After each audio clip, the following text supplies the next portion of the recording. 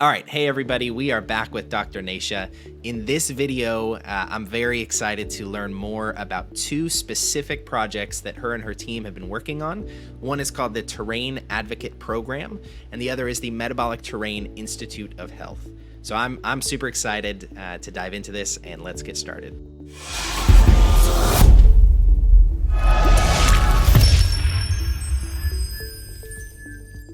Nasha, welcome back.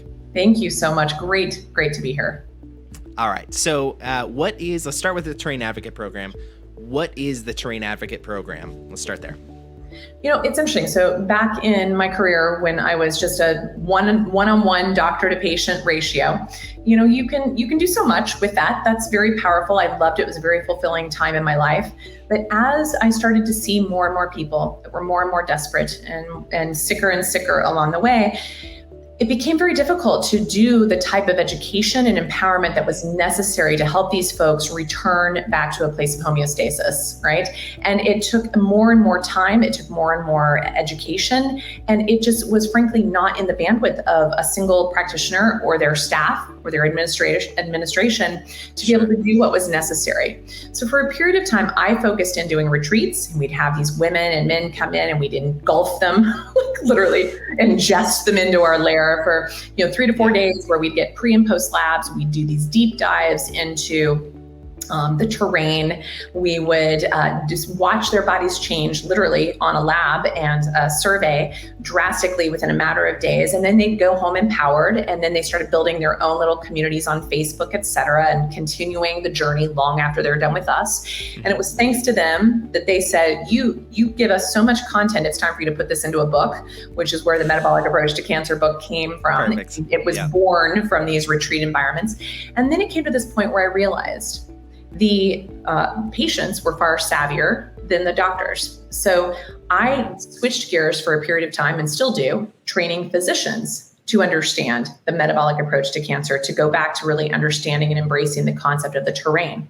Yeah. And what happened with that group is they ended up getting just as buried and just as inundated as I did.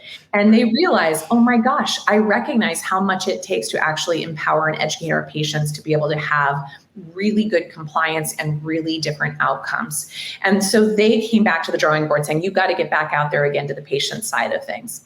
So in the summer of 2021, I had this on the back burner because I'd run a beta test with this a few years before with a group of 10 patients who'd gone through working with me for years, who really understood and embodied the terrain, who said, I want to help. How can I do this? And I ran them through a program that I created.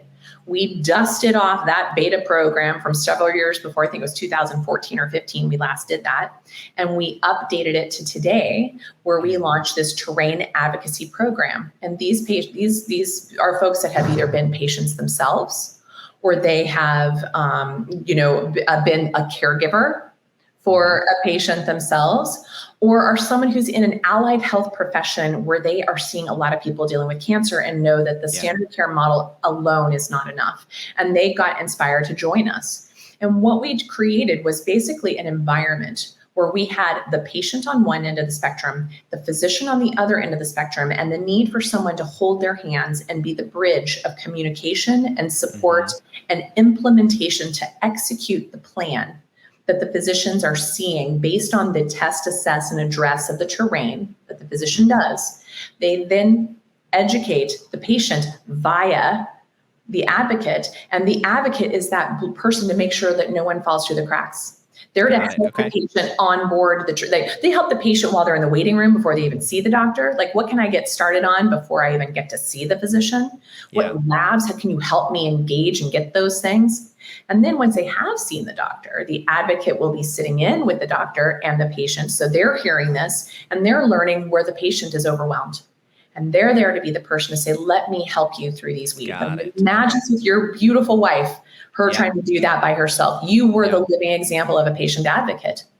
And so you're out there doing the research. You're out there educating, telling her, what is mistletoe? Why is it effective? How do you use it? What tests are important? Who's doing the vetting of the supplements? Who's explaining why this particular diet or this supplement is so important? Who's making sure that all of your visits are being met and that any of your concerns or your side effects are being well addressed?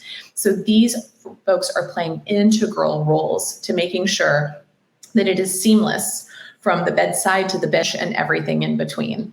And so we are very excited. We are graduating our first 100 students here in early 2022. We're starting another group as well. And it is exploding because our physicians are feeling their own burdens being lifted by the brilliance and compassion of these well-trained, passion-driven, purpose-driven advocates. And the patients, the few that have been baited through our program, are gleaning the benefit. They're seeing changes even before they see the doctor. They see improvement in their labs and in their tumor burden and in their quality of life.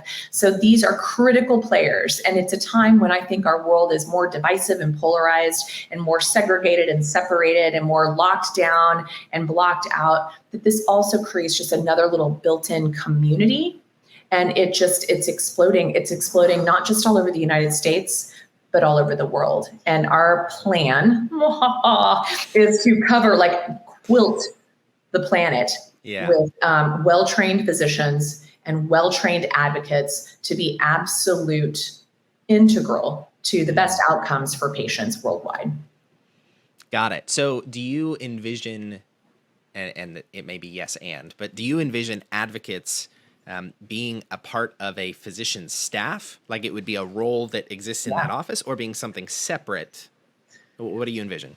First, I would like to say yes to both, because there are some physicians that have actually sent their staff in to do the training. Oh, okay. People that were already there.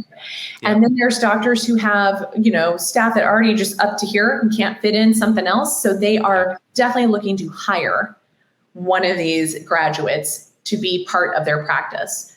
Many of them so many doctors today work virtually, however, and that means they have patients scattered all over the globe. And so they're also looking to work with and get the patient close to an advocate that's in their time zone, in their community. So maybe they meet up with that advocate at the grocery store to learn exactly how to fill their shopping carts with life-giving food and things like that. So they may be partnering they want to have our directory to know who they can place folks with. And then we have some advocates who are already being placed into medical centers, hospitals that are joining community education outreach programs that are doing their own kind of guided support groups, that some of them have expert training to actually be able to offer things like that. And many of them are even kind of just acting as consultants, that they are just sort of free range and can show up wherever. But we do anticipate that this will start to land in our institutions, as well as our small clinical practices, as well as just one-offs of a patient who may not have or have the funds to even see a physician or one of our physicians, and then just to have someone who can just guide them through the very basics. They're going to be a price point that is far more affordable for somebody than to go and see a terrain-based physician or a functional medicine doctor or a naturopathic doctor. So this becomes even a price point for folks. And then our long-term goal is that we end up getting scholarships, grants, and donations and philanthropical donations to even cover these types of programs and partnerships between patients and advocates, so that patients who don't have the means actually will never be denied access to this type of information. That's awesome. That's very cool. Yeah, I think we've talked with a lot of people, and often I feel like the scenario we see is someone who is locked in with a doctor or an oncology center that is related to their insurance. And so they don't necessarily have a choice. And often that doctor that they're working with is the standard of care. And that's it. That's really all that's important. And so it's these patients who are coming and saying, how do I either help that doctor? I can't afford a different doctor. What does it look like? What do I do? Basically, like I feel locked in because this is all that my insurance is able to cover, and I don't have the resources to go out on my own. What do I do? And so I could totally see this model being, at least you can partner up with an advocate that can help you walk that path and can maybe give you some of the information to go to your doctor.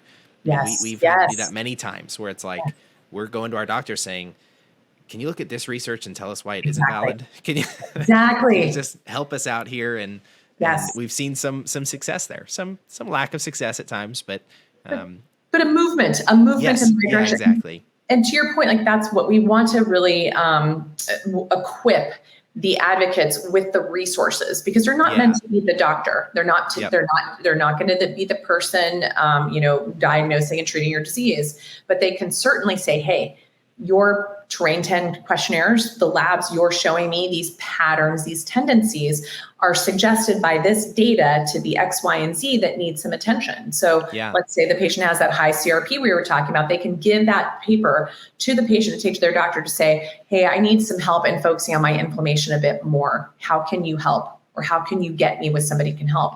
And the beauty with the advocates is there's so much from the Metabolic Approach to Cancer book, and so much that we're teaching the advocates that are very low-hanging fruit, simple and safe, pretty much across the board, resources that most people don't even know exist for them.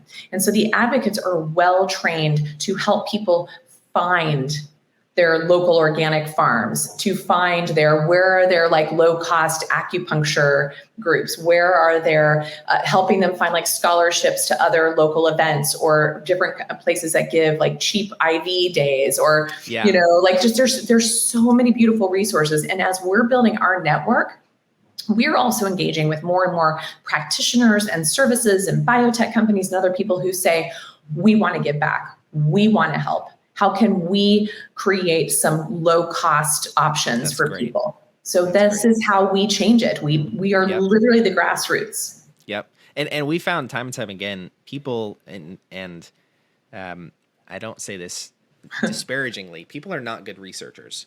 They're not good at finding information, finding credible information.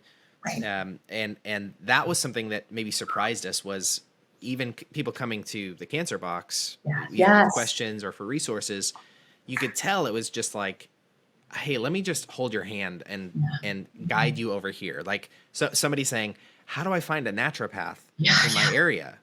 And I go, well, we'll help you. I've never been to Austin, Texas, but sure, I could take a few minutes and probably find you, hey, start with these couple offices, give them a call, talk with them, see what you can do.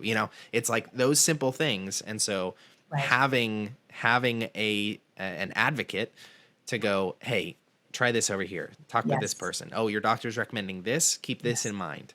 Yes. And an advocate who's been trained to vet through and mill through the volumes of, we'll call it just inaccurate or less than stellar data that's out there, or mythologic or even over-promised, treatments and approaches that we can help people find. It's like we can't all be lucky enough to have a Jameson in our household, but we're doing our darndest to treat people or to teach people how to become that. For themselves first, because we want them to apply this content to themselves first, but for patient advocacy, for the duration. So makes a lot of sense. So I guess two questions as we wrap up here. If someone is wanting to find an advocate, how can they best do that? Perfect. Well, there are a couple places. You can go directly to drnasha.com, which is drnasha.com. Okay. I'll bring it up on the screen too. Oh, thank you. Perfect. And that directory should be up soon. The other directory, the same directory, will link over to mtih.org,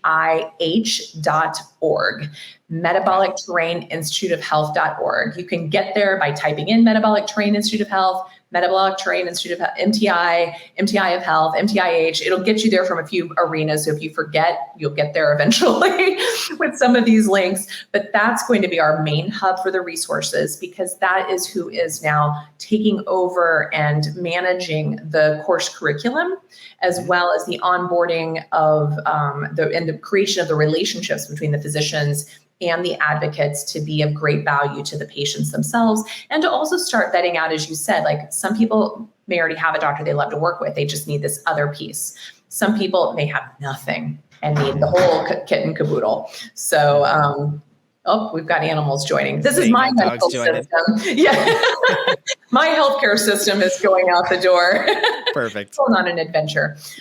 So that is like really good sources for that. And then hopefully over time, we will become partnered with a lot of other websites as well that are very much in the integrative cancer model. So I do encourage people to keep checking back, because we are growing exponentially in our approach, in our connections with this around the world.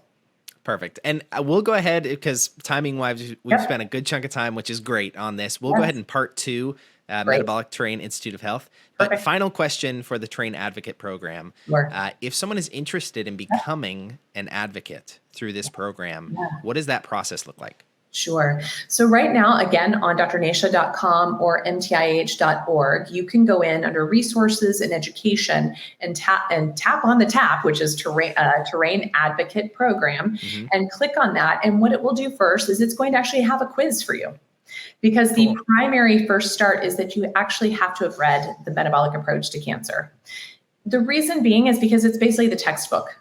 And it's the process that I've used for 30 years for myself and tens of thousands of others. So it's a vetted methodology and a vetted ideology and education platform that's going to be your go-to tool again and again and again. And the curriculum has been built up out of that. So it's actually going to quiz you about your understanding of the Metabolic Approach to Cancer book. Okay. And so that's very important, because we don't want everyone, everyone's at different places. It's an entrance exam. Yeah. And then it's also an application process, because we're not a fit for everybody. Some people do want to come in and think that this is how, this is how I can be, the cheapest way for me to become a doctor. That's sure. Yeah, definitely no. I'm going to treat patients now. Well, goodness gracious. And so if you want to stop us growing, if you want to shut down our hospital before it gets open, if you want to shut down my medical license quicker than you can shake a stick, pretend you're a doctor with us, right? We don't want that. That's very dangerous. And my doctorate, my doctor's degree from Dr. Nasha. Oh my gosh. Yeah, exactly. But if you want to be part of an absolute game-changing network that is the most important part of a patient's process, I think people think that it's the tests or the treatment that is the most critical to a patient's well-being and their success. It's not. It's the relationships that those patients are building to their healthcare team and to being able to actually execute the recommendations coming their way. It is not effective if you cannot take the treatments, if you don't even know how to get yourself, fed properly, if you don't know where to even begin in your process, you are not successful. And so these guys are the critical missing pieces, I think, in healthcare in general. And in cancer care in particular. So if you are someone who feels very passionate about being that glue, being that bridge between the doctor and the patient, then this is precisely your program. And there are many of the folks who've joined us who this was just a natural extension of what they defaulted into, just in trying to save their own lives or somebody that they loved. And it's you had to become an expert overnight. Well, we're giving you those tools so you don't have to go through all of think about your process, Jameson, of what you had to have gone through to get to this point where we're even having this conversation. Yeah, it's been a long road. It's been a long road. Long and hard road. Exactly. And what we are here is we're the people who take that and condense it and make it digestible and give you the tools and the resources and the handouts. And then we're also the people that are in charge of updating that information. It's dynamic. It's ever changing. It's ever evolving. So you don't have to, we're spoon feeding you the content for you to spoon feed the doctors and the patients as well. So it's a very exciting piece. So that website and the MTIH org is on there. And then once you and we'll link that below in this video as well for anybody interested. We'll make sure that that's there because it's important that we all work together. It is. And that's where ship isn't going to turn itself. Thank you. Yeah. Exactly. It's so much easier. And I heard you do, your program of what are the most important pieces. And part of it is putting together your dream team. And today I think an advocate is going to be a must on the dream team. That's awesome. So, A great point. All right. Well, thank you, Nasha, very much for talking with us. We'll head right into part 2, looking at the Metabolic Terrain Institute of Health. Awesome.